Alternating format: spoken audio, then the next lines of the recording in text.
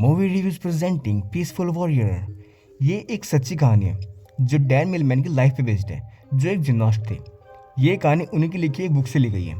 कहानी में दिखाया जाता है कि डैन को अक्सर एक सपना आता है, इसमें उनका पैर टूट जाता है और तभी वहाँ एक आदमी आता है जिसने अपने दोनों पैरों में अलग अलग जूता पहना होता है। और आज भी यही सपना आता है, जिससे डैन घबरा कर उठ जाते हैं। वो परेशान हो जाते हैं। वो पास के एक गैस स्टेशन पर जाते हैं कुछ खाने पीने का सामान लेने के लिए। और तभी वहाँ एक बूढ़ा आदमी आता है जिसने अपने दोनों पैरों में अलग अलग जूता पहना होता है। और ये वही आदमी होता है जो डैन के सपने में अक्सर आता है। डैन कहता है, आपके दोनों पैरों में अलग अलग जूता है। वो आदमी कहता है, हाँ मुझे पता है। और वो कहता है कि एक जूता दूसरे जूते से ज़्यादा पुराना है। अब डैन वहाँ से निकल जाता है और वो आदमी वहीं बाहर एक चेयर पे बैठ जाता है। डैन उसे देखकर आगे बढ़ जाता है, पर 2 कदम आगे बढ़कर वो फिर से देखता है तो वो आदमी चेयर पे नहीं होता बल्कि छत पे खड़ा होता है। और वो 12 फुट ऊंची दीवार होती है जिस पे 2 सेकंड में पहुंचना बहुत मुश्किल होता है। वो 12 फीट ऊंची दीवार होती है जिस पे 2 सेकंड में पहुंच जाता है। डैन पूछता है, तुमने वो कैसे किया? वो आदमी कोई जवाब नहीं देता है। तो डैन वहाँ से चला जाता है। अगले दिन डैन जिमनास्ट की प्रैक्टिस करने के लिए जाता है। डैन वहाँ एक ऐसी फ्लिप मारने की कोशिश करता है जो बैक टू बैक 3 बार होती है। और आज से पहले वो फ्लिप किसी जिमनास्ट ने नहीं मारी। उसे करते हुए डैन गिर जाता है और उसका कोच कहता है कि तुम अपने गेम में बहुत अच्छे हो, लेकिन अगर तुम ऐसी उल्टी सीधी हरकत करते रहोगे तो तुम अपने आप को इंजर्ड कर सकते हो और आने वाले कंपटीशन से बाहर हो सकते हो। डैन अपने पीछे एक दीवार देखता है और उसे वही कल रात की बात याद आती है कि कैसे उस आदमी ने इतनी ऊंची छलांग लगाई कि वो 2 सेकंड में इतनी ऊपर पहुंच गया। अब उसी रात वो फिर से उस ओल्ड मैन के पास जाता है और पूछता है कि तुमने वो कल रात कैसे किया? मैं एक जिम्नास्ट हूँ और मुझे पता है कि कोई भी इंसान इतनी ऊंची छलांग नहीं लगा सकता। ओल्ड मैन कहता है कि एंशिएंट स्पार्टन्स ऐसा कर सकते थे जो तुम नहीं जानते। डैन कहता है, तुम जितना सोचते हो मैं उससे ज़्यादा जानता हूँ। ओल्ड मैन कहता है कि तुम जितना जानते हो उससे ज़्यादा सोचते हो। डैन कहता है कि तुम मुझसे पूछो जो तुम्हारा मन करे और मैं उसका जवाब दूंगा। तो ओल्ड मैन पूछता है कि क्या तुम खुश हो? डैन कहता है, हाँ मैं खुश हूँ, मैं अमीर हूँ, होनहार हूँ, अच्छा स्टूडेंट हूँ और जो चाहे वो कर सकता हूँ, मैं खुश हूँ। तो ओल्ड मैन कहता है कि कल रात 3 बजे तुम यहाँ आए थे और आज रात भी, यानी कि लगातार 2 रातें, तुम सो क्यों नहीं पाते? डैन कहता है, क्या एक ट्रिकी क्वेश्चन है? ओल्ड मैन कहता है, नहीं। फिर ओल्ड मैन कहता है कि अच्छा बताओ, अगर तुम जिम्नास्ट नहीं होते तो क्या होते?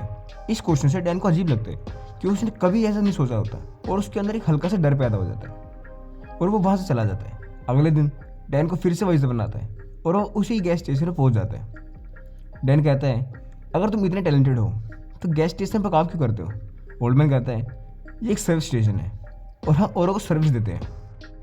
तभी वहाँ एक लड़की आती है जो डैन और ओल्ड मैन के लिए कुछ खाने के लिए लाती है। इस लड़की का नाम होता है जो, और आगे जाकर यही डैन से शादी भी करती है।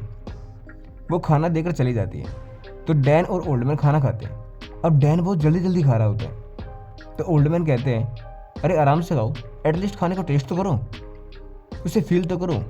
डैन कहता है कि खाने का एक नियम होता है कि खाने के टाइम पे किसी को डिस्टर्ब नहीं करते और शायद तुम जानते हो। ओल्ड मैन कहता है, बस मैंने अपने एक्सपीरियंस से सीखा है। ओल्ड मैन कहता है, तुम ये तो मानते हो ना कि जो हम खाते हैं, जो एक्सरसाइज करते हैं, ये हमारी स्ट्रेंथ को डिसाइड करता है? डैन कहता है कि हाँ। ओल्ड मैन स्क्वाट पोजीशन में आता है और पूछता है कि तुम ऐसे कितनी देर तक खड़े रह सकते हो? डैन कहता है 5 मिनट। और डैन उस पोजीशन में खड़ा हो जाता है तो ओल्ड मैन अपने काम में लग जाता है। अब डैन बार बार ओल्ड मैन से टाइम पूछ रहा होता है और कुछ देर बाद डैन गिर जाता है। अब डैन वहाँ से जाने लगता है तो ओल्ड मैन कहता है कि हर कोई तुम्हें बताना चाहता है कि तुम्हें क्या करना चाहिए और तुम्हारे लिए क्या अच्छा है। लोग तुम्हें तुम्हारे सवालों के जवाब नहीं ढूंढने देते, बल्कि वो चाहते हैं कि तुम उन पर यकीन करो। डैन कहता है, शायद तुम भी यही चाहते हो। ओल्ड मैन कहता है कि मैं चाहता हूँ कि तुम बाहर की दुनिया से ना सीख कर अपने आप से अपने अंदर की आवाज़ को सुनकर सीखो। डैन कहता है, क्या तुम प्रवचन देते हो? ओल्ड मैन कहता है, जो लोगों के अंदर होता है लोग उससे डरते हैं। तुम रात को क्यों नहीं सो पाते?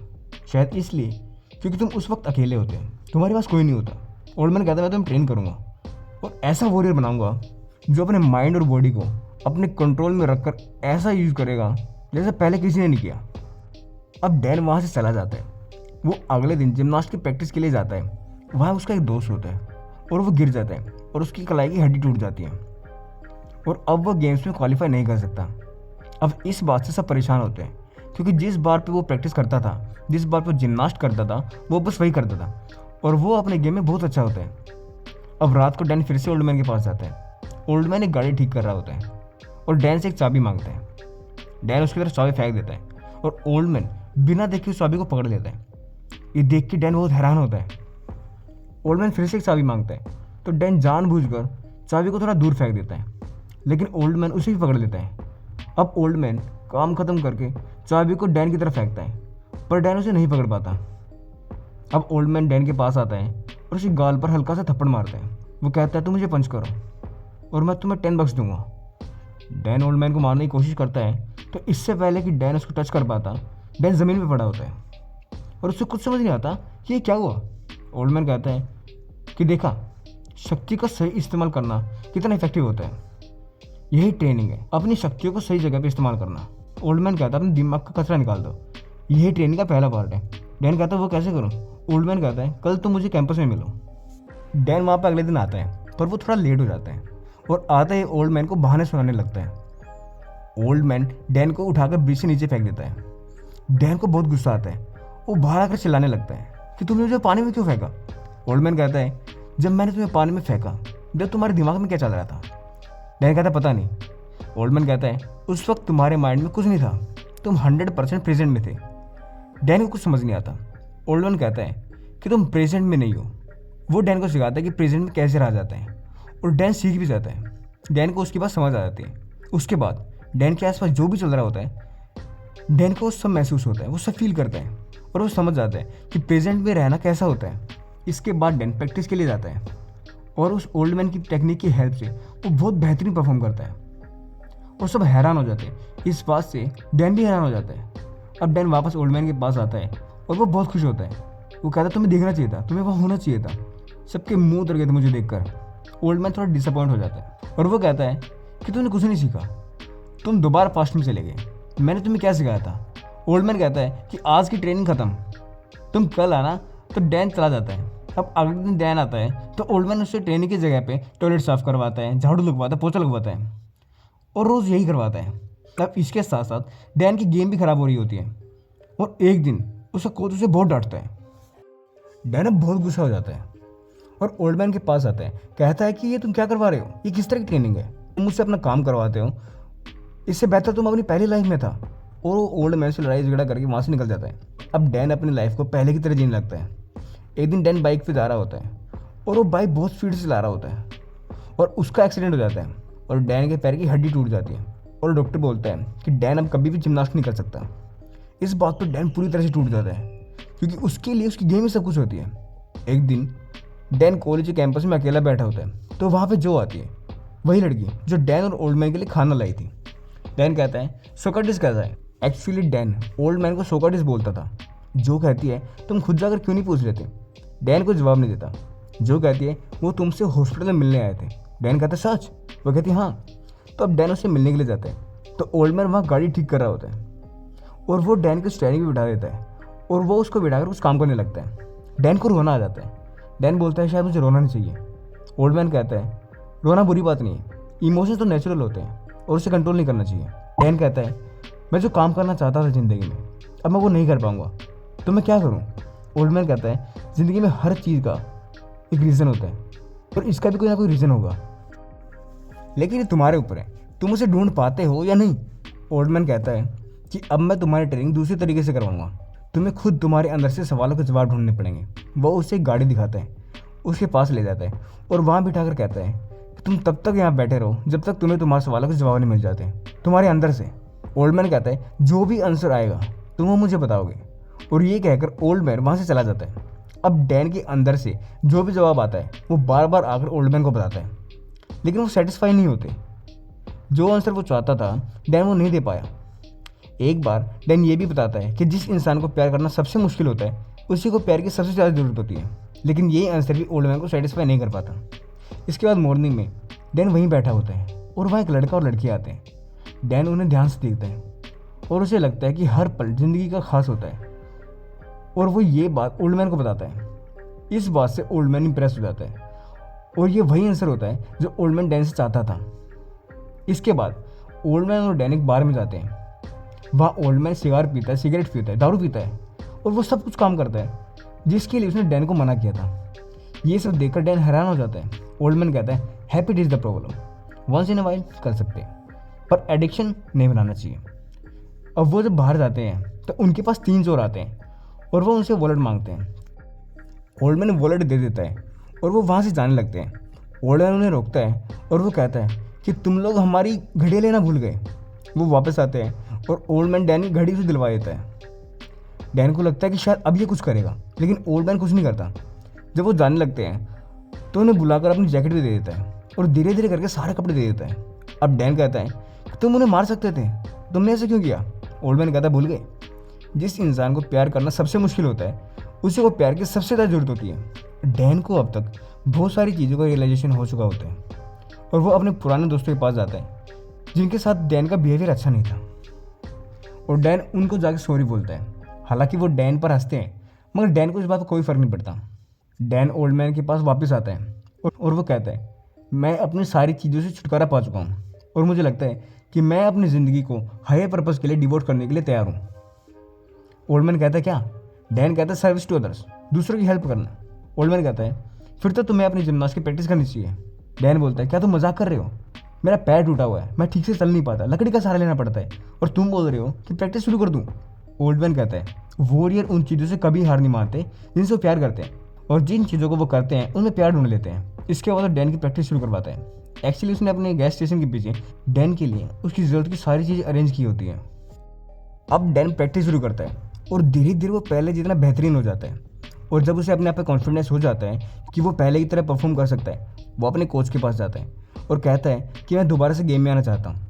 लेकिन उसका कोच उसे मना कर देता है क्योंकि कोच के पास डॉक्टर की वो रिपोर्ट होती है जिसमें लिखा होता है कि डैन कभी भी परफॉर्म नहीं कर सकता। अब डैन ओल्ड मैन के पास आता है और वो बहुत डिसअपॉइंट होता है। वो बताता है कि उसके कोच ने उसको टीम में लेने से मना कर दिया। ओल्ड मैन कहता है तो क्या हुआ? मैंने तुम्हारे लिए रिंग सिखा रखी है, तुम प्रैक्टिस करो, तुम तो उससे प्यार करते हो ना। डैन कहता है व्हाट अबाउट द गोल्ड? मेरा सपना गोल्ड जीतना। ओल्ड मैन कहता है गोल्ड मेडल तो बस एक क्रेविंग है, वॉरियर्स बस वही करते हैं जिससे वो प्यार करते हैं। डैन बोलता है गोल्ड तो मेरा सपना है। इसके बाद डैन को लगता है जो कुछ भी उसने सीखा है उसने वो सब खो दिया। वो ओल्ड मैन को सॉरी बोलता है और बाहर उस गाड़ी पर जाकर बैठ जाता है जहाँ बैठकर उसने बहुत सारे सवालों के जवाब ढूंढे थे। ओल्ड मैन उसके पास जाकर कहता है कि कल सुबह हम हाइकिंग पर चलेंगे, मैं तुम्हें एक जगह पर लेके जाऊँगा। जब तुम पहली रात को यहाँ पर आए थे मैं तब से तुम्हें वहाँ ले जाना चाहता हूँ। ओल्ड मैन कहता है कि एक लंबी हाइकिंग हुई लेकिन अब तुम उसके लिए तैयार हो। अब अगले सुबह वो सफ़र पर निकल जाते हैं। वो कई घंटों तक वॉक करते हैं और पूरे सफ़र में डैन बहुत एक्साइटेड होता है। उसे लगता है उसे कोई नई शक्ति मिलेगी या कोई नया विजडम मिलेगा, और फाइनली वो एक पहाड़ की चोटी पर पहुंच जाते हैं। ओल्ड मैन बोलता है कि हम पहुंच गए। डैन चारों तरफ देखता है, वहाँ कुछ नहीं होता। वो कहता है क्या? ओल्ड मैन कहता है तुम ढूंढो। डैन चारों तरफ देखता है और उसे कुछ नहीं दिखता। वो कहता है व्यू, यानी कि इस व्यू को देखने के लिए हम यहाँ आए हैं। ओल्ड मैन कहता है तुम्हारे पैर के पास। डैन नीचे देखता है तो वहाँ एक फूल होता है और एक पत्थर होता है। तो डैन कहता है फूल। ओल्ड मैन कहता है नहीं, पत्थर। वो कहता है इसमें कोई खास बात है? ओल्ड मैन कहता है बिल्कुल नहीं, ये तो बिल्कुल एक नॉर्मल पत्थर है। डैन कहता है पिछले 3 घंटे से हम धक्के खाकर यहाँ पर पहुँचे हैं और इस पत्थर के लिए, इस पत्थर को देखने के लिए। ओल्ड मैन कहता है पूरे सफ़र में तो तुम बहुत खुश थे, बहुत एक्साइटेड थे, अब तुम्हें खुशी नहीं मिली तो मैं क्या कर सकता हूँ? डैन बोलता है मुझे लगा हम कोई बढ़िया चीज़ देखेंगे। ओल्ड मैन कहता है शायद मुझे तुम्हें सफ़र पर निकलने से पहले बताना चाहिए था कि वहाँ बस एक पत्थर है और कुछ नहीं है। ओल्ड मैन उस पत्थर को डैन के हाथ पर रखकर कहता है सॉरी, अब तुम खुश नहीं हो, और ये बोलकर वो आगे निकल जाता है। डैन उस पत्थर को देख के कहता है journey is important then destination, मतलब ज़िंदगी का सफ़र इंपॉर्टेंट है, मंजिल नहीं। सफ़र ही खुशी देता है, मंजिल नहीं। अब इसके बाद डैन उसी जगह पर जाता है जहाँ सब जिम्नास्ट प्रैक्टिस कर रहे होते हैं और वो अपनी बार पर जाने के लिए तैयार हो जाता है। उसका कोच उसे मना करता है लेकिन फिर भी वो उस बार पर जाता है और परफॉर्म करता है, और इतना बेहतरीन परफॉर्म करता है कि उसका कोच और बाकी सब देख के उसे हैरान हो जाते हैं और वो उसे सिलेक्ट कर लेते हैं और यही डिसाइड करते हैं कि अब आने वाले कंपटीशन में जिसका वो इतने लंबे वक्त से तैयारी कर रहे थे उसमें डैन भी जाएगा। अब डैन और उसके सारे दोस्तों चले जाते हैं। वो पल आता है जिसका सबको इंतजार होता है। डैन की बारी आती है। डैन ऊपर रिंग्स में परफॉर्म करने के लिए जाता है। वो अपने सारे मूव्स बहुत ही बेहतरीन करता है और वो एक मूव पर रुक जाता है और उसको उस ओल्ड मैन की आवाज़ आती है वेयर आर यू डैन, तुम कहाँ हो? डैन बोलता है हियर, यहाँ। ओल्ड मैन बोलता है व्हाट टाइम इट इज़? वो कहता है नाउ, अभी। वो कहता है व्हाट आर यू? वो कहता है दिस मोमेंट, ये पल। और इसके बाद डैन वो 3 फ्लिप बैक टू बैक मारता है, जिससे वो बार बार प्रैक्टिस करता था और गिरता रहता था, और उसका कोच मना करता था, जो इस दुनिया में पहले कभी किसी ने नहीं की। और डैन वो फ्लिप बहुत बेहतरीन मारता है, जिससे देखकर सारे जजेस हैरान हो जाते हैं। और इसी के साथ डैन अपना परफॉर्म करके नीचे आ जाता है, और ये कहानी यहीं पर ख़त्म हो जाती है। उम्मीद करते हैं आपको ये कहानी अच्छी लगी होगी। अगर आपको ये कहानी अच्छी लगी तो चैनल को सब्सक्राइब करना ना भूलें।